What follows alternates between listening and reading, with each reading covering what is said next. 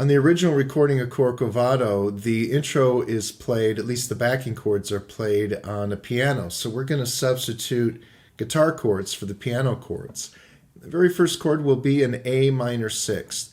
And with this chord, as well as many others, we're going to mute the fifth string. We're not going to sound the fifth string notes. And how we do that with this first A minor sixth chord shape is the middle finger simply going to lean across that fifth string. That allows you to strum a chord without sounding the fifth string note. Same goes for the second chord, the A flat minor sixth with the raised fifth. Keep in mind on this transition, your pinky is going to remain along that same second string fifth fret note. So with the A minor sixth, kind of keep that pinky in position. And there's your A flat minor sixth with the raised five.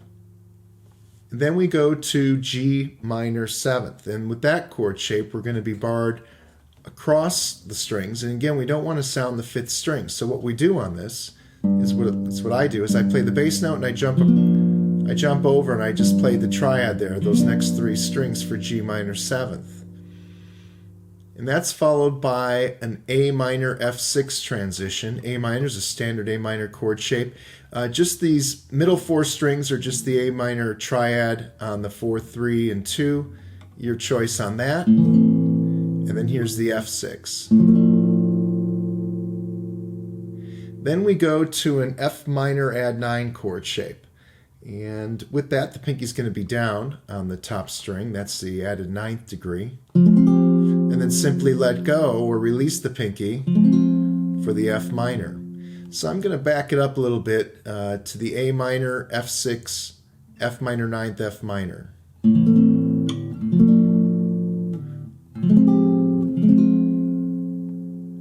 Then we go to an E minor seventh. Unique voicing for this, we're going to include the open strings here, or the open string on the bottom sixth string, just that. Again, we're jumping over, skipping that fifth string.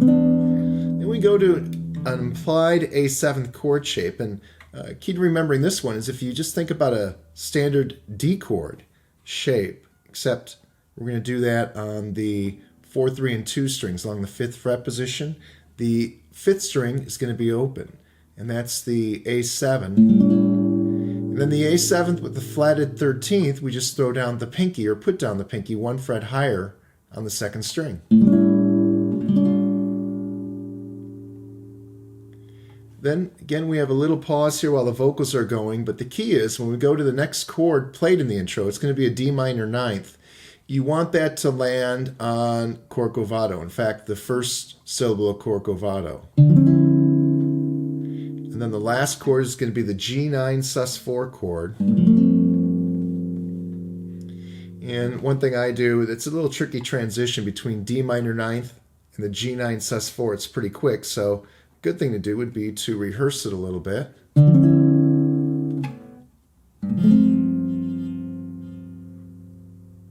So now what we're going to do, we'll do a slow walkthrough of the complete intro. So from the top, the A minor 6, keep the pinky down, shift to the A flat minor 6, raise 5, G minor 7th is barred, play the bass, and then skip over.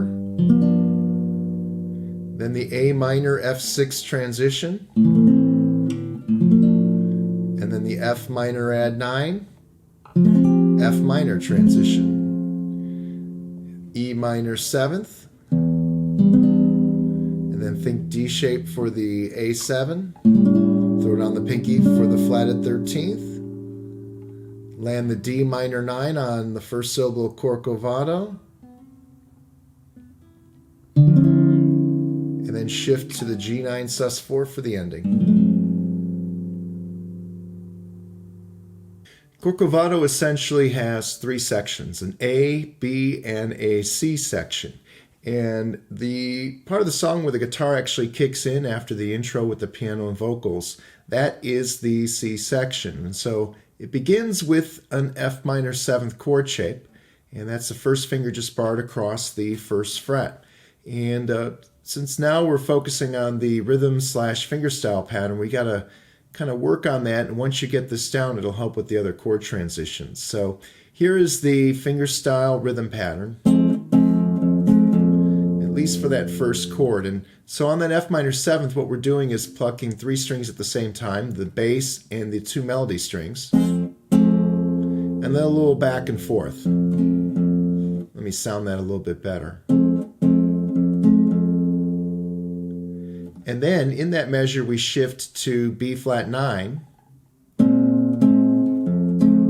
and that's a shift down. It's still essentially a B flat 9, but we're going to alternate the bass note. We're going to shift down to the 6th string, which makes that a B flat 9 / F chord shape. So for this section,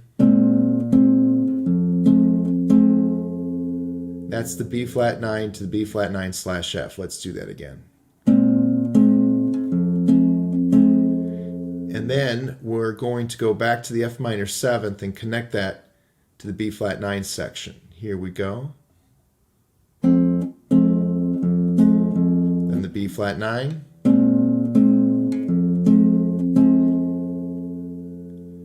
We want to get acclimated to this, so I'm going to do it again, and I'll repeat it twice. I'll play it twice.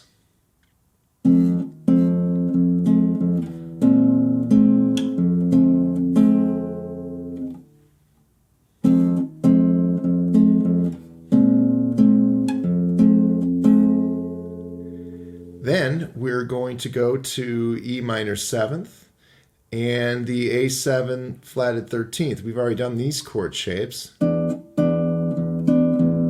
But this time for the A7 flatted 13th, I do a different voicing. I'm actually going to use the bottom string, 5th fret for the bass note. And then on that last beat, I let go. What I mean by let go is I release the pinky off the 2nd string. We lower that note 1. Backing it up to the E minor 7th.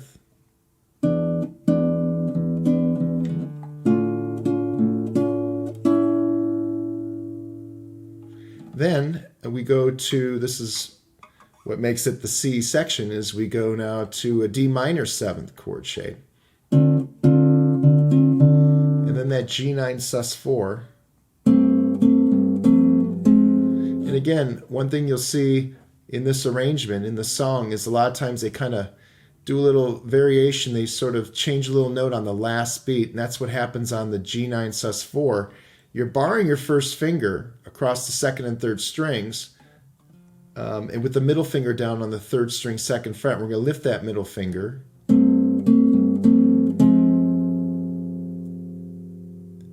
Then we're going to go to an E minor 7th flat 5 chord shape. That's at the 7th fret position. Again, we're going to follow pretty closely to that finger-style rhythm pattern. And then the second half of that measure, we're going to return back to the A7 flatted 13th. And I do a little release on that last note again, lifting the pinky. I'll do that again, the E minor 7 flat 5. And then the A7 flatted 13. And then we return again to D minor 7th and the G9 sus4. Again, lowering that 3rd string by 1 note, 1 fret. Just lifting off that 1st finger while maintaining the bar. So now what we'll do is we'll review section C. We'll do a slow walkthrough. 1, 2, ready, go.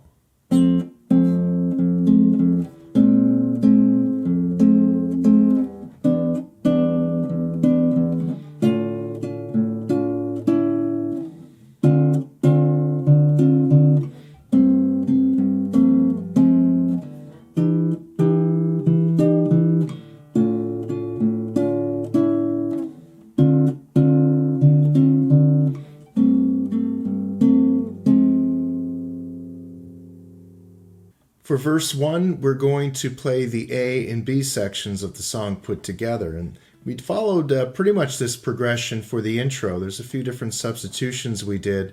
But what we're going to do now is we're going to apply the fingerstyle rhythm pattern. So we're going to go to the A minor 6 to start. And here's how it's going to begin. We're just going to do this one chord. So we want to get acclimated to that. Dun, dun, do, dun, dun, dun, dun, do, dun, dun. Maybe one more.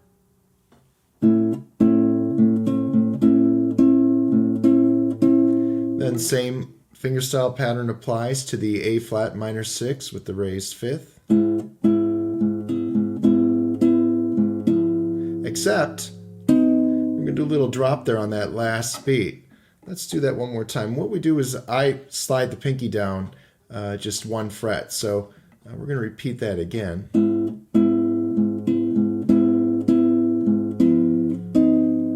It's just sort of a little changer as a lead into the G minor 7th chord shape. And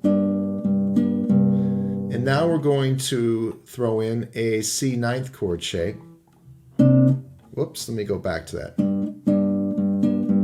And then for the C9, and then the middle finger shifts down, we alternate the bass note, so you could call it, I guess, a C9/G.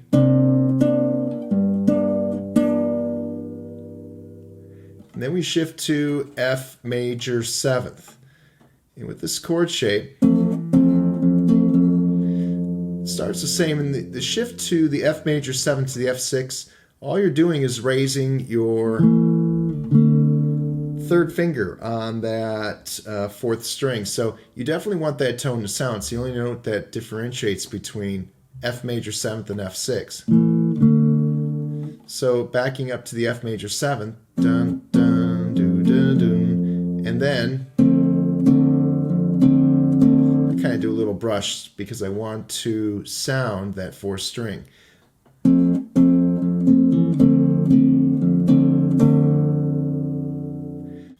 Now we'll do a slow walkthrough from the top of the section, starting with A minor 6.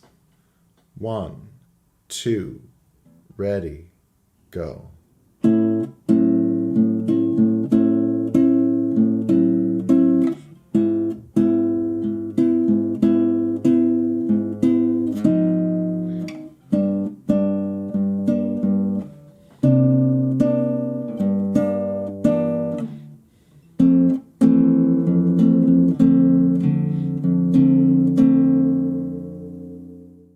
For the B section of the verse, we've already went through essentially the same progression as the intro, but there are a few extra chords added in for the guitar parts. And it's going to start with the F minor 7th chord shape, and we've already done this, so I'm going to sort of breeze through the parts we've already done.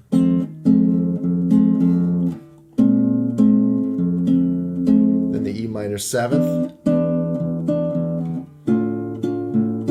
up to the A 7th. Here's where the new stuff comes in. It's going to be a D 9th chord shape. Pretty much all the same chord shape, except we alternate the bass note to that from a D to an A. So let's do that D 9th section again. I'll play it a little slower.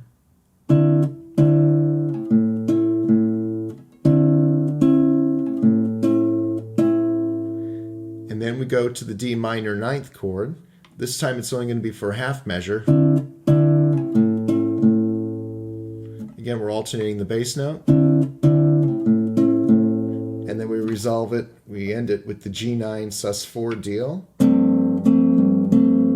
Again, lifting the middle finger. So let's do a walkthrough of the B section again, starting with F minor 7th, and we'll do a slow walk through. 1, 2, ready, go.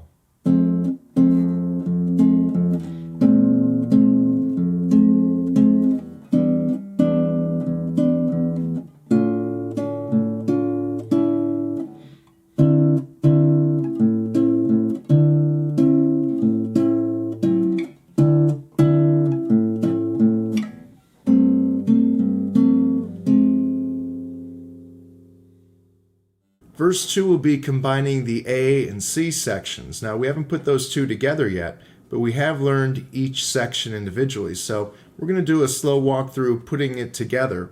Again, for the guitar parts, it's essentially the A and C sections combined. But here we go. We're going to start with the A minor 6, and we'll do a slow walkthrough for verse 2. Here we go. 1, 2, ready, and...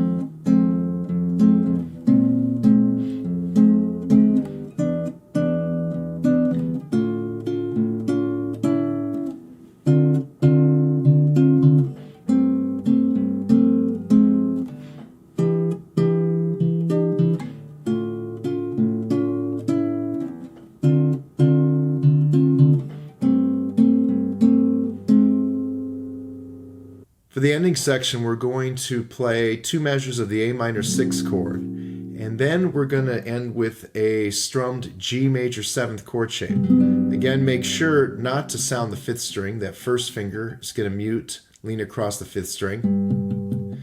And I would suggest just to get the 6th string bass note, 5th string's muted, 6, 4, 3. For the ending. So let's put that together. 2 A minor 6 measures and then a G major 7th strum. 1, 2, ready, go.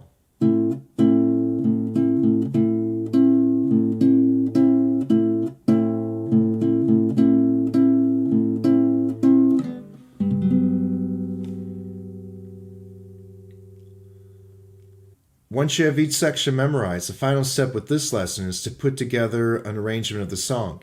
And you can do that by going back to the beginning of the video and see if you can keep up with the lesson preview.